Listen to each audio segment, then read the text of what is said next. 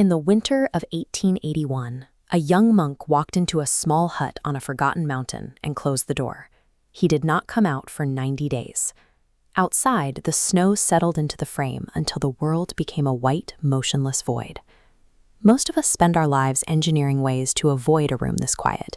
We use the hum of a city, the glow of a screen, or the thread of a conversation to keep the silence at bay, because silence is where our avoided questions finally catch up to us. This monk was already famous, a brilliant teacher with students and status, yet he chose to leave it all for a freezing room with no stove and no bed. He established unyielding boundaries. He would not see a soul, he would not speak a word, and he would not be checked on. Once a day, a bowl of food would be left at the door. That was his only link to the living. To strip away every psychological safety net is to enter a kind of mental vacuum. We have to ask why a person would choose this.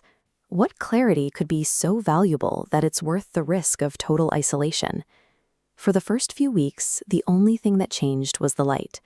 The single window grew dark, then light, then dark again. His body ached from the cold, and his legs protested the hours of sitting. Then his mind began to fight. Without an audience or a task, his ego arrived in waves. Old arguments, past praise, and the desperate urge to flee filled the room. The mind hates a vacuum. It will conjure any memory or desire just to avoid being still. The legends of this retreat often focus on the physical grit.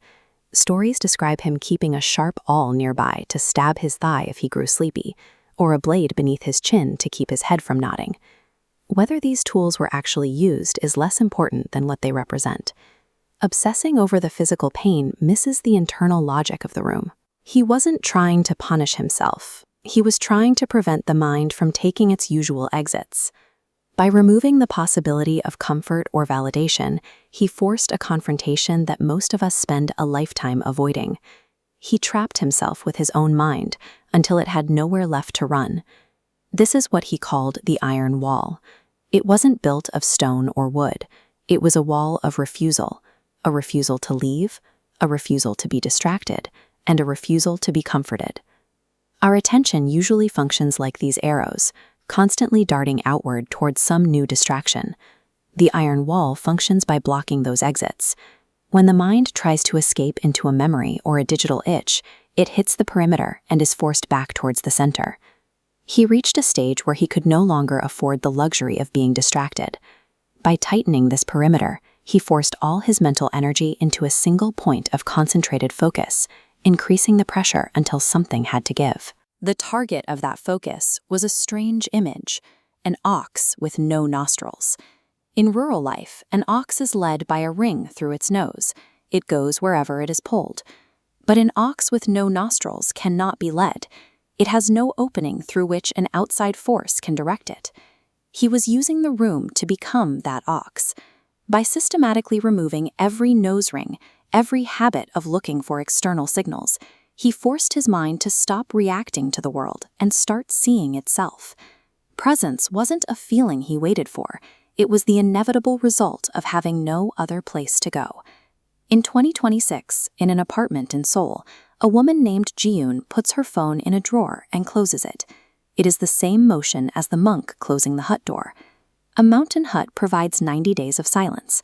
A desk drawer provides 1 hour. The scale changes, but the effect on the mind is identical. Jieun has decided that for 60 minutes, she will sit with a single truth she has been avoiding. No checking email, no app notifications, no social validation. Just the page in front of her and the clock on the wall. Within minutes, she feels the same panic the monk felt. Her mind reaches for the drawer, craving the nose ring of a new notification. She feels the urge to leave the room simply because the room is quiet. The snow and the starvation belonged to the 19th century, but the act of choosing a room and removing the exits is a reproducible method. The brain panics and then eventually settles in the same way, whether it is in a mountain hut or a modern city. By the end of that winter in 1881, the hut was a mound of snow. The world outside had vanished, leaving only the internal lamp the monk had lit behind the door.